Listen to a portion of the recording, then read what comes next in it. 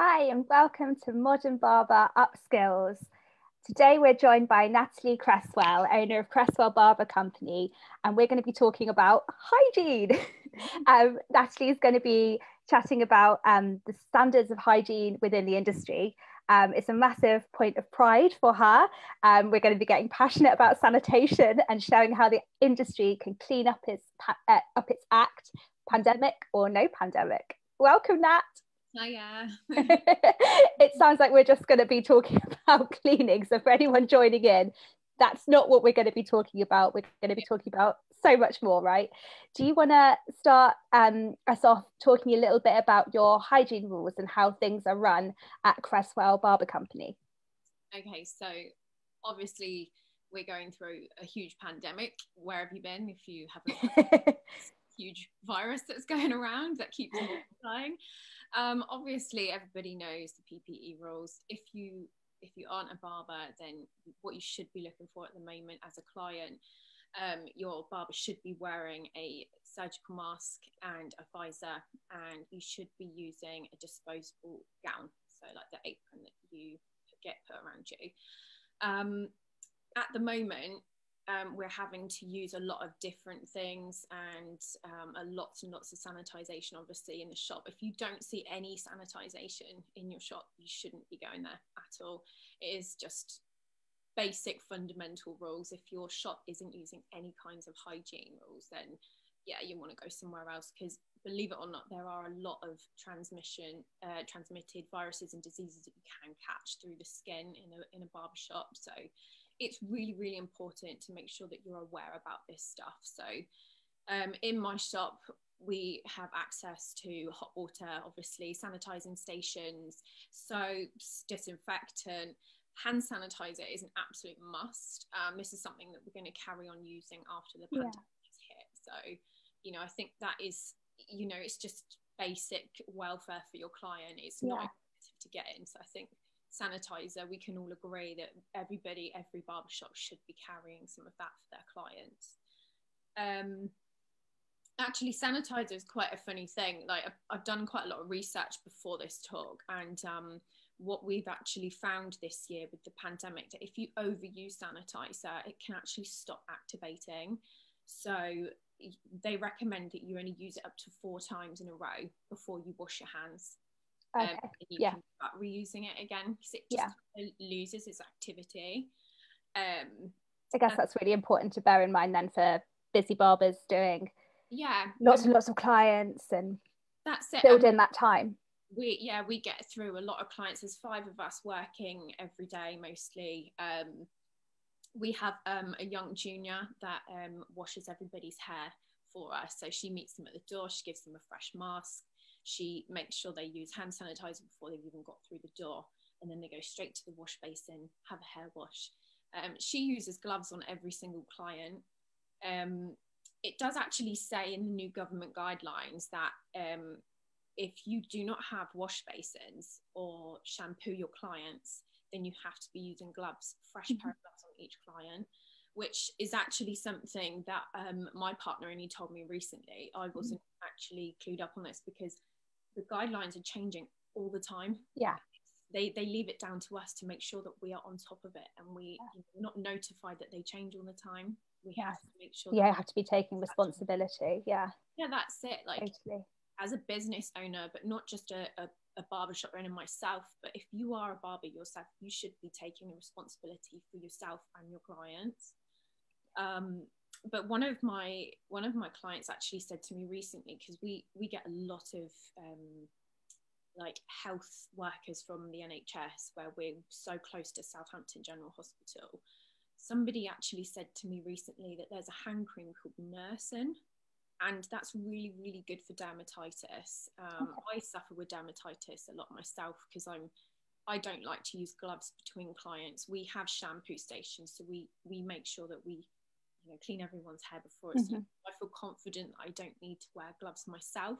Some of my staff do, but I don't really like using them, because I feel like I can't quite get the grip on the hair. So the nursing stuff is really good to prevent dermatitis. It's really moisturizing. So if anybody out there is struggling with I bet they are. Yeah. it literally, my hands get so cracked, it's horrible. So moving on, other basics, something that is absolutely every barber on this planet should know: if you are using a cutthroat razor, you have to change your blade on every single client. The amount of bacteria and virus and cross infection you can get from dirty blades. Yeah. Like, you know, if you are not an experienced barber, if you've not had someone in your chair from a dirty barber shop that's had some kind of bacteria infection on their skin, where they've had to have antibiotics or something. I've had a few come in to me. Oh, wow.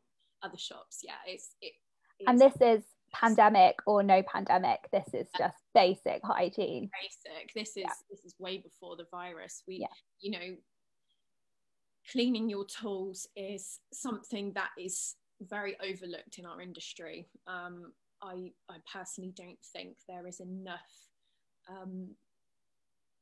training provided. There's not enough emphasis on how important hygiene is. You know, we'll get onto that in a minute. There's to get through. I've made a list. I love this. I can imagine in your barbershop there's like a hygiene checklist. Very organised.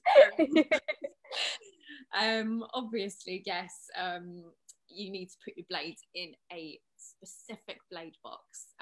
These get taken away by your local council for free if you just give them a quick call.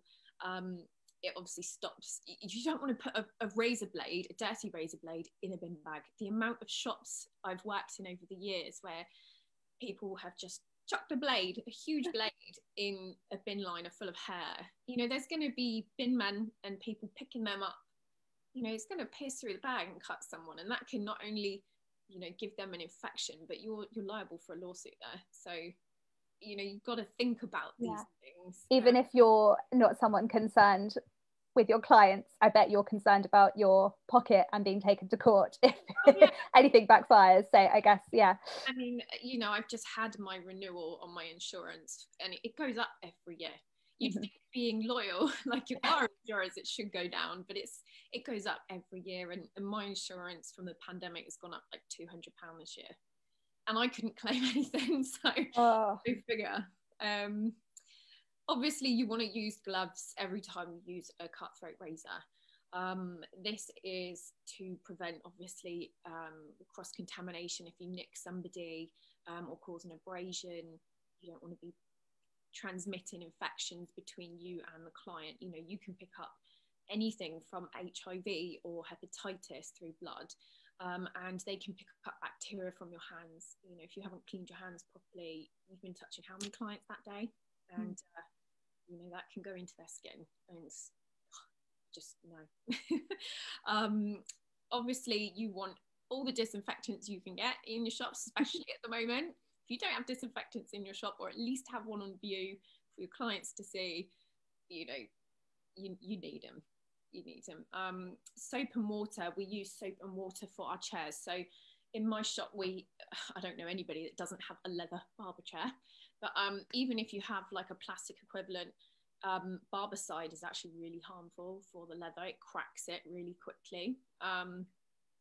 This is something that we found in the first lockdown. It started peeling our chairs. Okay. So we actually did a lot of research on some other alternatives we could use, and we actually used soap and water. We bought about 20 bottles from IKEA, these plant sprayers that were like 80p each. The most brilliant sprayers, honestly, and they're super cheap. And we bought gallons of like fairy liquid, and we just dilute it and put it in bottles. And it really is, it's soap and water that you put on your hands.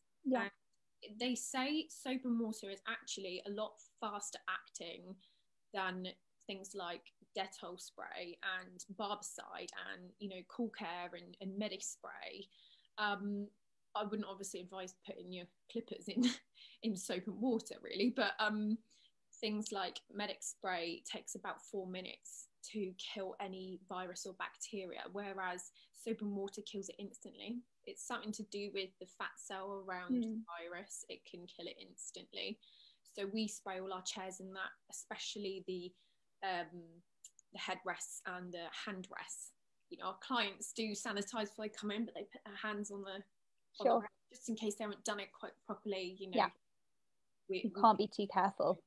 Yeah, tool cleaners, obviously, you need your barbicides and things like that. And every barber shop should have a first aid kit, in my opinion. If you haven't got a first aid kit, you're doing something wrong. You know, we cut ourselves all the time. You need a lifetime supply of plasters and a first aid kit. And do you have one bugbear? So say you're walking down the street, you spot a barber shop, have a little look through the window. Is there like a hygiene or a safety bugbear that you're always like, why aren't they doing that? Why aren't more people doing this? Oh, I think every barber's got a few, haven't they? Go on, spill. I'm not going to name names, as professional as I can. But there are so many barbershops now. There are so many different reasons, which I won't get into now, why there are barbershops everywhere. But oh God, I can just walk up and down my street. It must be 20, 25 now. When I opened 5 years ago, there was probably less than 10.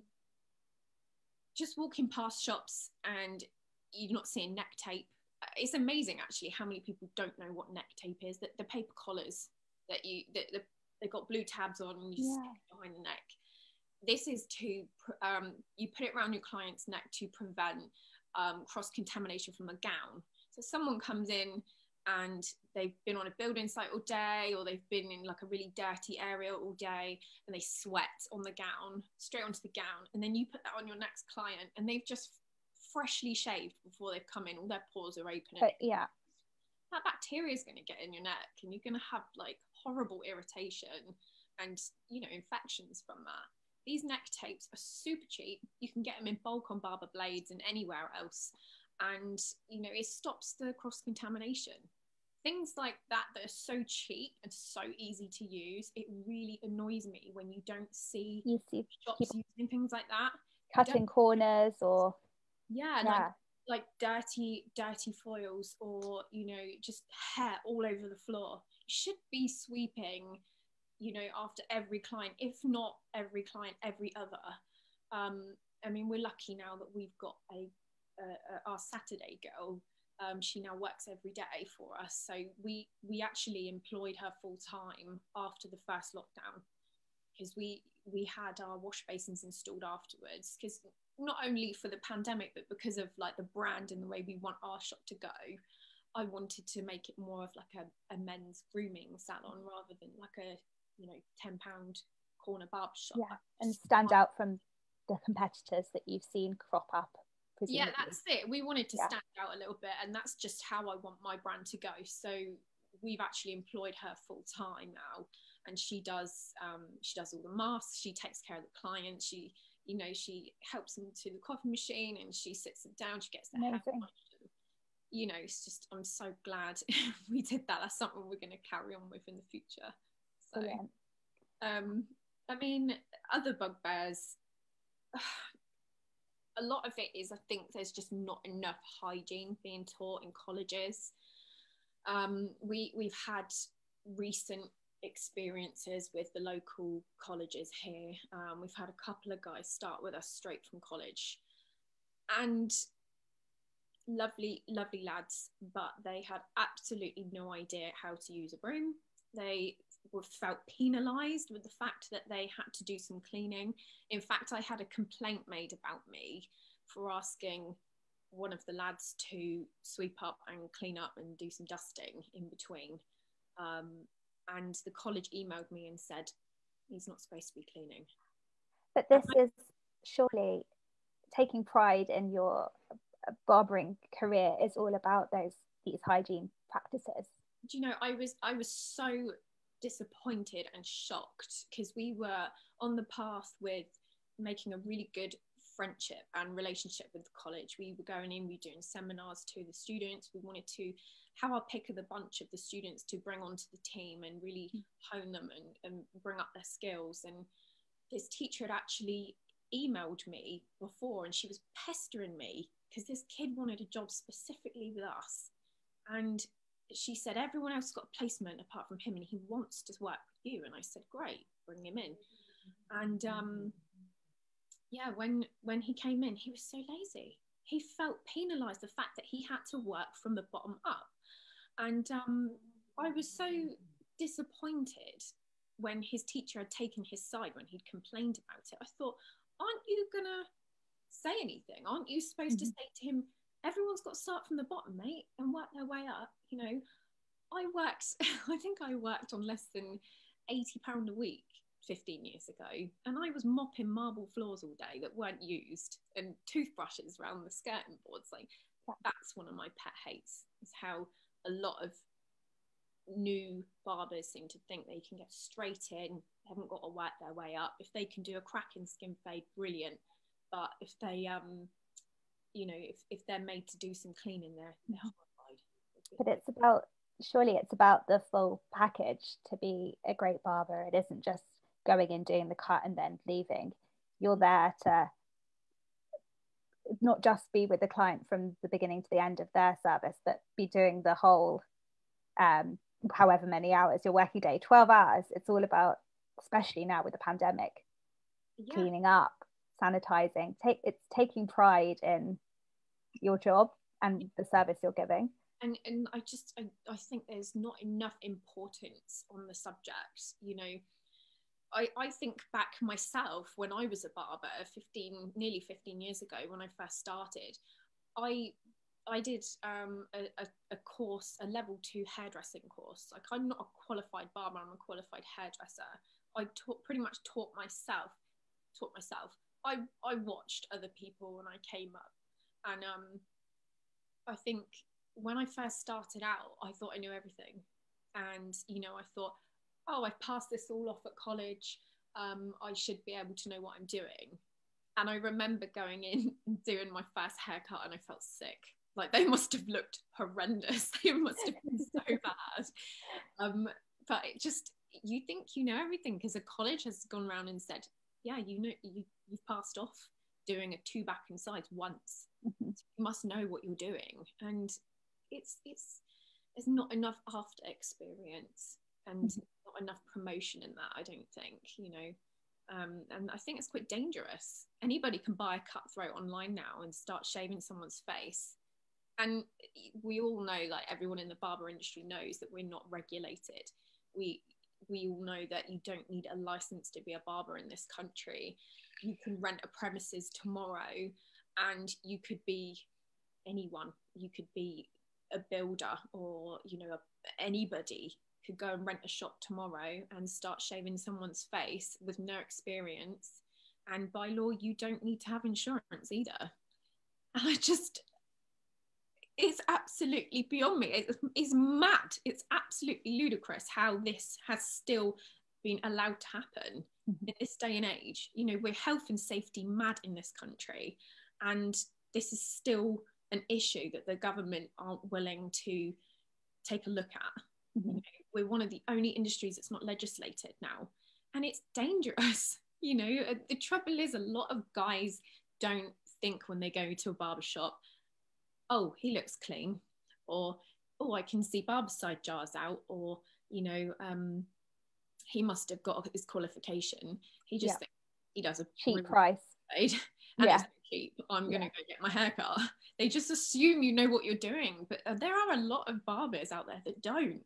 And it's worrying. It's really scary. It's dangerous. And so, just touching on the topic of clients and kind of elaborating on that more, do a lot of your clients comment on the cleanliness of Cresswell Barber Company? Do they kind of really appreciate what you're doing, or do you kind of have to educate and inform them on the practices that you do? A bit of both. I mean, we get comments all the time.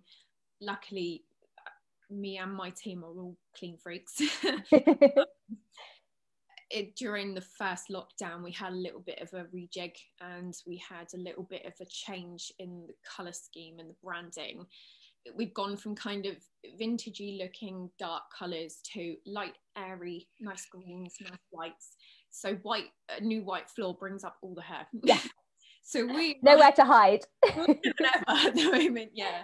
So I mean, if I interview someone new, I care about what their work's like. I will do a trade test, but speaking to them, I want to know where their values lie in hygiene. I want to know that they've got my clients that I'm going to share with them, that they've got their interest and their welfare in mind. Yeah. I want to know that they look after their tools, that they clean them regularly, that they spray them down in between clients, that they clean their section, they disinfect everything, that they just take pride in themselves and where they work and have some respect for their team. We're all self-employed in my shop, so I think like if there's one person that's not cleaning properly, or it's not wearing their PPE correctly, it kind of just lets the whole team down. Everybody's doing it, no one wants to do it, no one wants to clean, but got to do it. It's just part of the job. If you don't want to do it, then you go work in an office somewhere or something. Do you know what I mean? It's just part of the job. And do you think overall that standards have improved thanks to the pandemic, and clients and consumers are more aware of hygiene practices? Yes and no. I think it's made us see a lot of people's true values, clients and barbers. Okay. We see clients that are breaking lockdown rules to go and get their hair done by a mobile barber that's breaking the rules. And then again, you feel the same way about a barber that's breaking the rules because it's unfair on other businesses that have had to shut. I've been off more than I've been working in the last year, and there's a lot of people online that say, oh, stop moaning, you're getting grants, but they don't cover anything. They hardly cover the bills. But I do think it's made barbers more aware of keeping a clean shop. But as I said before, like, cash is king. If people can cut corners and not have to buy the neck tape and spend out on a washing machine to clean the towels and the gowns and stuff, then some people don't want to do that. And I don't know, there's nothing in forcing people being super clean. Yeah. I mean, I don't want to live like that. My staff and my clients don't want to live like that. And that only just helps promote me and what kind of staff and market I want to present to. I don't know. It's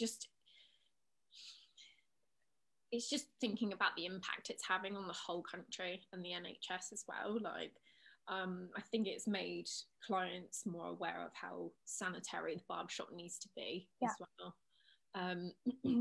I hope now, because of the virus, it's kind of worked out in our favour how people are more aware of their surroundings now. They don't want to sit near people, they don't want to drink out of that coffee machine, or they don't want to sit in that chair that's not clean.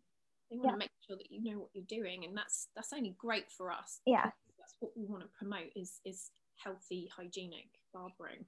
Hopefully this client awareness will drive standards up in the industry rather than down. But obviously clients are also dealing with financial pressures as well, so it's like what you're doing. It's so important to be standing out from those barbershops that are offering the cheap haircuts, cutting corners.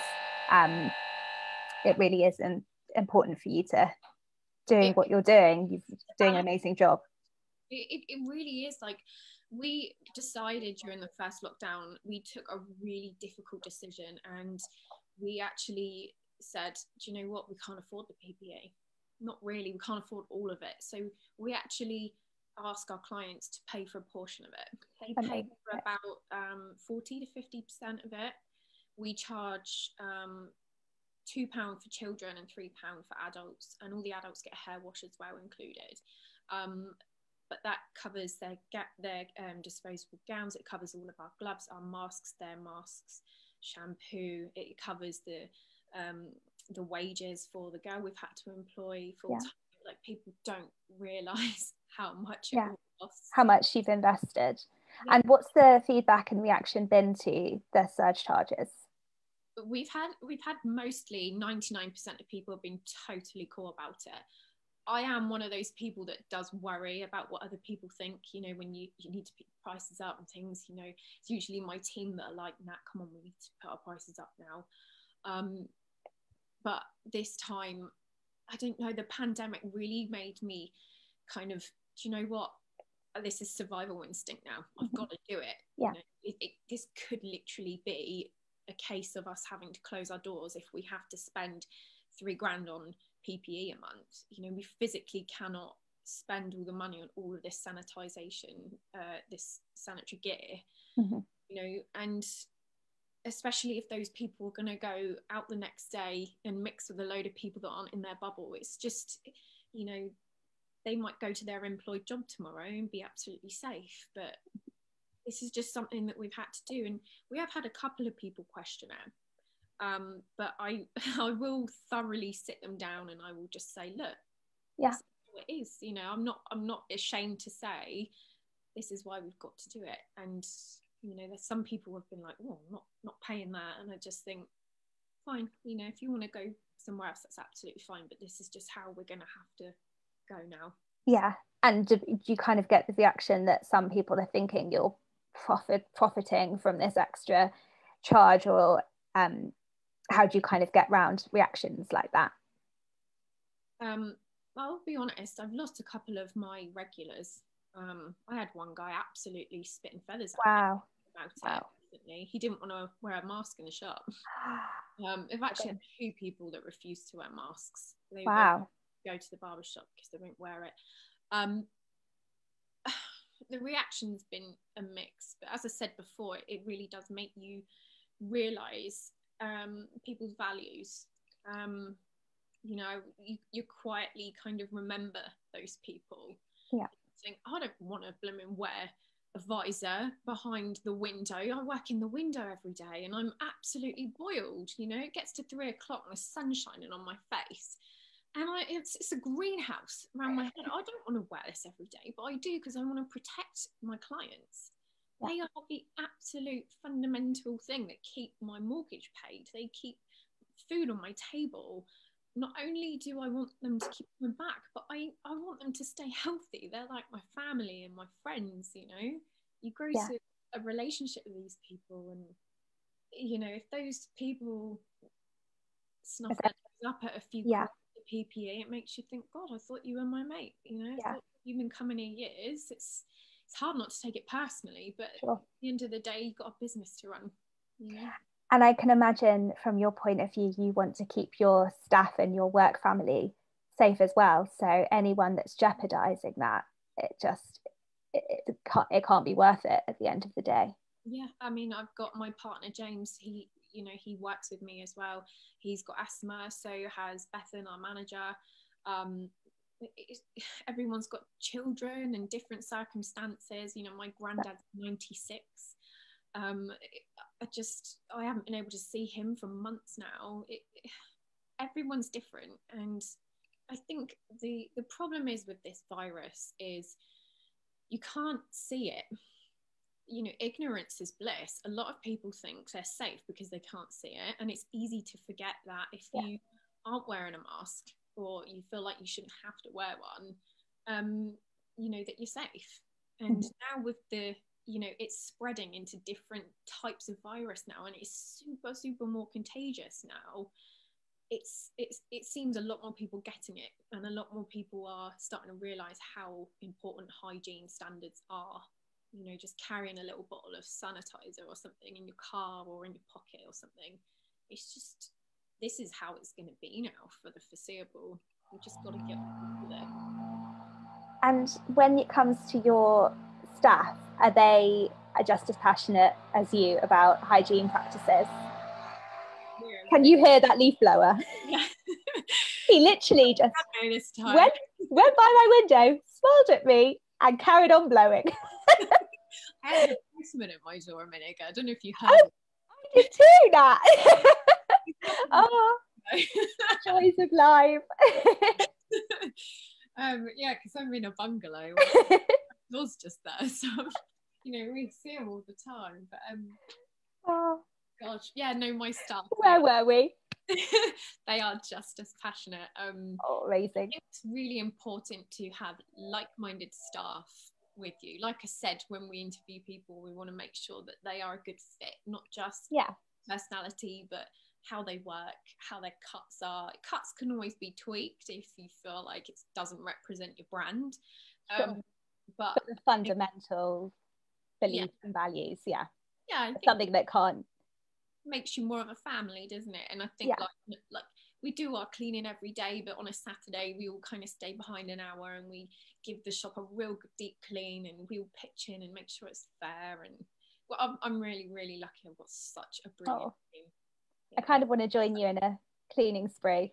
Not gonna lie. I love a get the marigolds on, get some pumping tunes. You know, I actually it's oh God, I'm such an old lady. I'm at that cleaning your bungalow. I'm really, my sister bought a new shark hoover the other day. Ooh. And I was like, oh, bring it over, I really want to see what it's like, you know. I'm at that point of my life where I appreciate these things. I'm totally with you. I've just got a little handheld Black & Decker one, and like there is no stopping me. I'm doing it on the hour, every crumb going around. It's good. Like I've got 2 little dogs, and they don't shed, they're hypoallergenic, but having those little dust buster things, they're brilliant, because sometimes there's these tiny little white fluff bunnies around. Get that one. And thank you to our sponsors, Black & Decker. And we've got time for a couple of questions and comments that we've had through from people listening and watching today, which is great. Well, not particularly related to hygiene, but I'll go with it anyway, because we've been talking about this topic. So, Nat, do you think the average prices of haircuts in barbershops is too low? What is the average haircut price? Oh, I don't know. I guess it depends very much on what. I mean, we're in Southampton, and we're like we said before, we're an hour from London on the train. So, I mean, we're the most expensive in our street. Okay. And we charge £16 for a basic haircut, you know, like a short back and size. We charge 19 for skins and 9 or 10 for beard trims. We are the most expensive in our street, but we have a real diverse mix of people. You know, we've got housing estates opposite the shop, but we've also got Upper Shirley, which is the higher end. You know, houses can go 400,000-500,000 there. I think for us, we are the top end of where we can kind of price. We could probably go a little bit higher. London, like my best friend lives in Chiswick, and her husband pays £30-odd for a haircut there, and that's considered really, really cheap. I don't know. I think it just depends on your brand, and you should always have faith in your own brand. I don't price according to other shops. I price according to what I feel I'm worth, and what my clients feel I'm worth, not what they're willing to pay. If they believe in me and my skills, then they will come. And they do. You know, we've got some really, really good clients. We're really lucky. Amazing. Getting a couple more comments, particularly on the idea that clients should be understanding the hygiene elements to look out for in the barbershop, which I think is a really good point and something we've kind of touched on. And someone else agreeing with you about colleges and they having to teach kind of modules on the real world of being in a shop. Like, why is that not introduced as a module for every barber trainee? I would love to see some of the private like, what do you call them, like the courses that you can go on privately, like Mike Taylor and you know, all of them. I would love to see some private hygiene courses being done. I mean, when we had the first pandemic, they did that Barberside certificate, didn't they?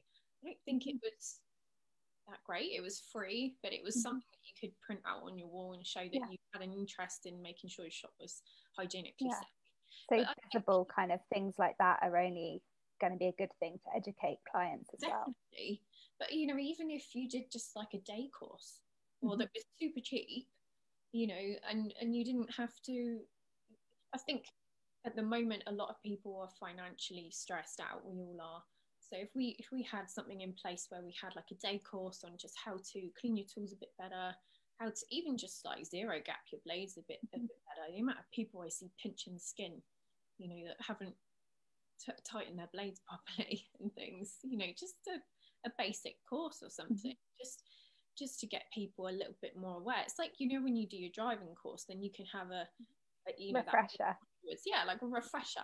That, I think that I would love to see that a bit more. I would love for you to do one. I think this is 2021. I'll be sitting there with my mop and my marigold. Yeah. That's hygiene course. Making cleaning cool. I can see it now.